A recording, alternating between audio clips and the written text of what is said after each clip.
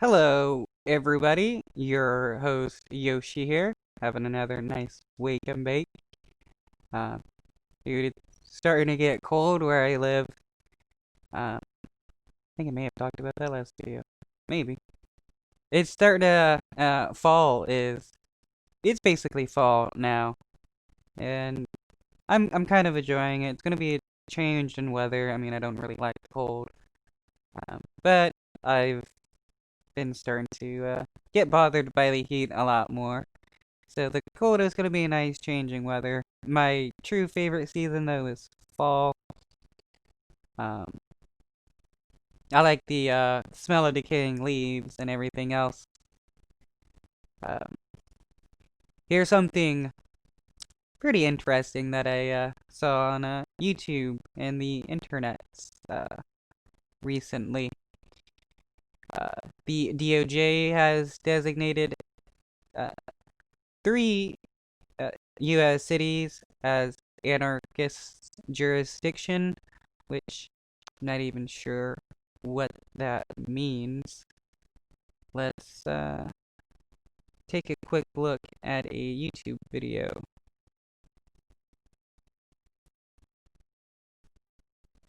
New York City being tagged with another designation today, one of three cities that the Department of Justice has deemed an anarchist jurisdiction.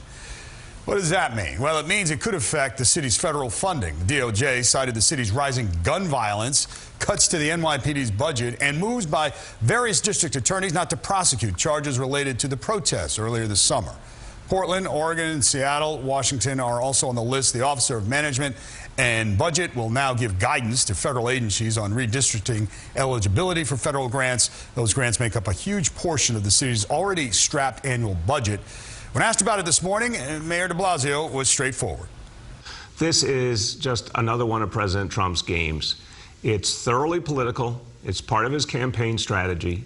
It makes no sense. It's not based in the facts in the least. It's insulting to the people of New York City. And his effort to withhold our funding is unconstitutional. Both the city and the state have threatened to sue the federal government over the classification. We expect to hear more from Governor Cuomo in a little bit. Oops. Um, yeah, this is something that makes no sense whatsoever, calling them anarchist jurisdictions. But the Trump administration is not um, unknown for trying to withhold funding, um, withhold funding for states. They've tried to do it for over immigration policies, try to withhold federal funding, which is kind of dumb if you're supposed to be in favor of law enforcement, because that's where a lot of the cities help pay for their law enforcement.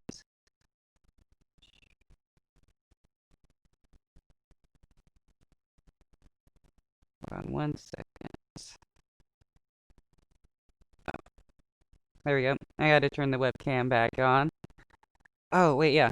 I'm wanting to show these tweets by some Twitter users in New York City.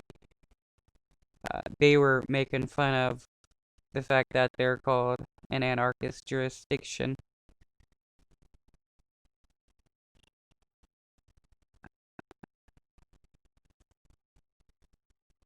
We're going to the Huffington Post. Come on. There we go.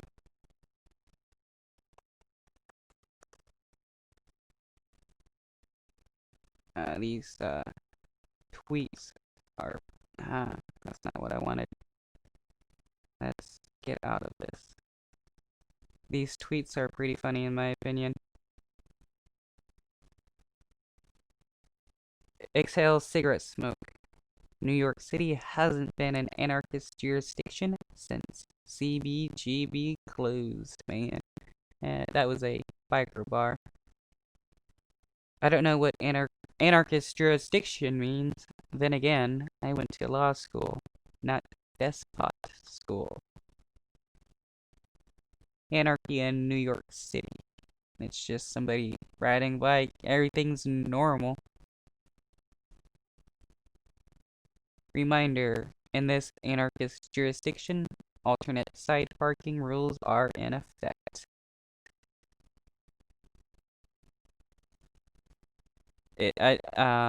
This morning in my anarchist jurisdiction, I enjoyed a skim milk cappuccino in a bike lane, and then I bought a few bouquets of overpriced flowers. And that's a pretty nice scenery. Definitely, well, I mean, that, yes, that could be considered anarchy, but it's part of a civil uprising.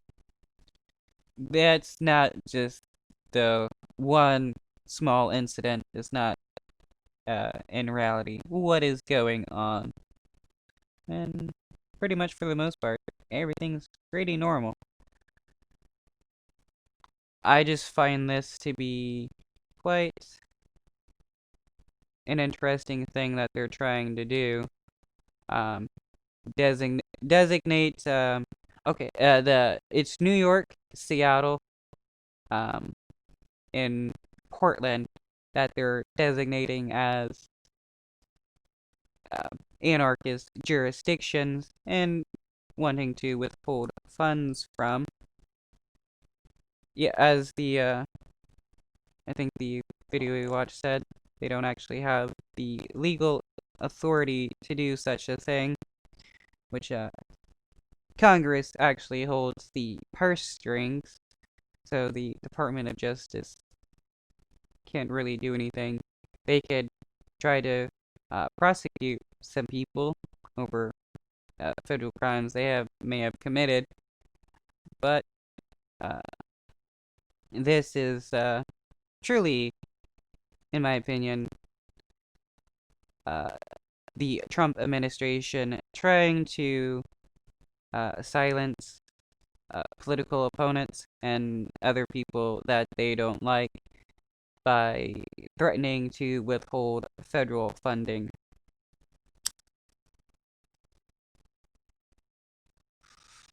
This is not the administration we're living under now is truly fascist and pretty evil.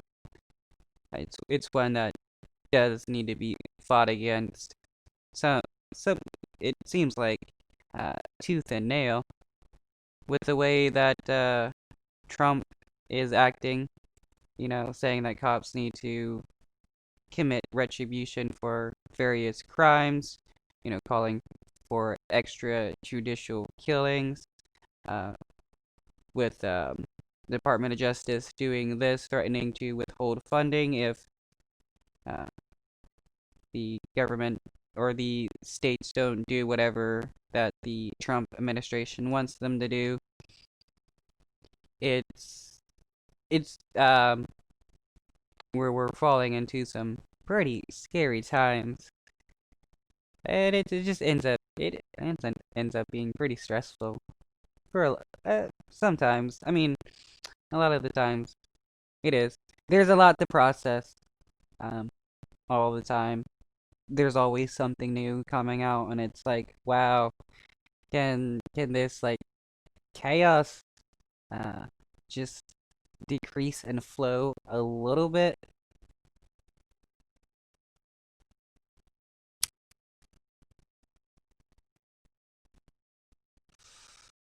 It would nice to actually be able to you know, kind of relax and fight one crisis at a time and not like several crises at a time. What crises?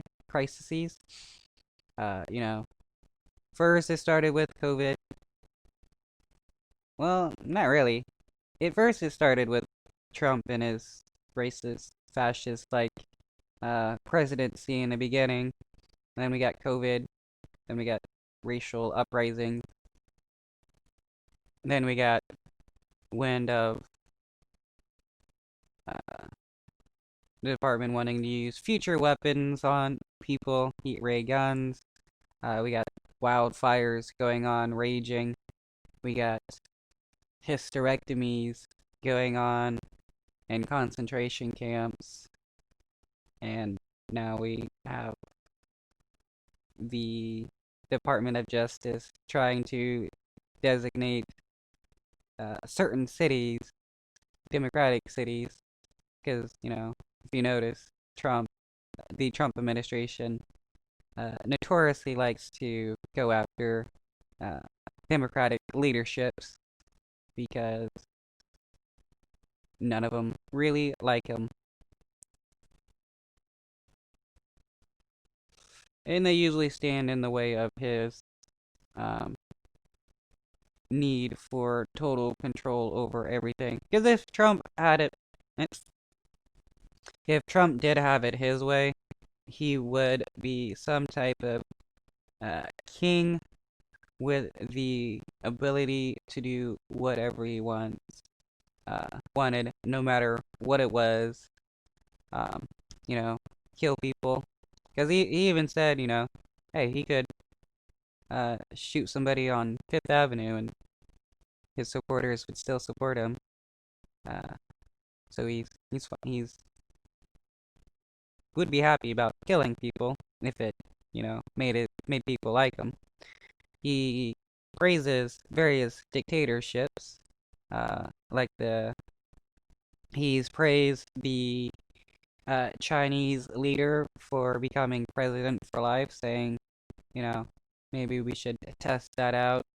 He's um, uh, praised the chance of, um, a third term, and then at one point in time said, 12 more years, going for. I guess that's still a third term. I thought he was trying to go for a fourth term. Um, he believes that he deserves to run for a third term since, due to all his criminal behavior, he wasn't able to do everything that he wanted to. And then you have a lot of his supporters that want Trump, running for a third term. Then you have several others that are more hardcore that want to see him as king and his children um, as heirs to the throne, which is crazy because the United States normally prides itself on not bowing down to uh, monarchies and stuff in the United States. And now we have people that want a king, and not even an intelligent king or anything. Some windbag moron who has no idea what he's talking about ever. Uh, what a it it's becoming a strange world, kind of a strange existence at the moment.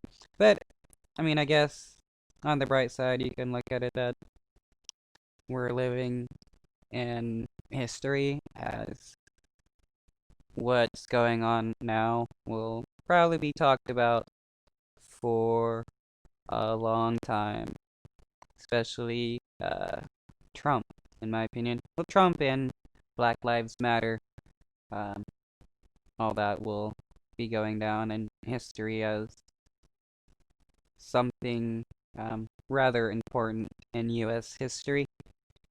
I hope you guys enjoyed the video. I'm gonna end it here.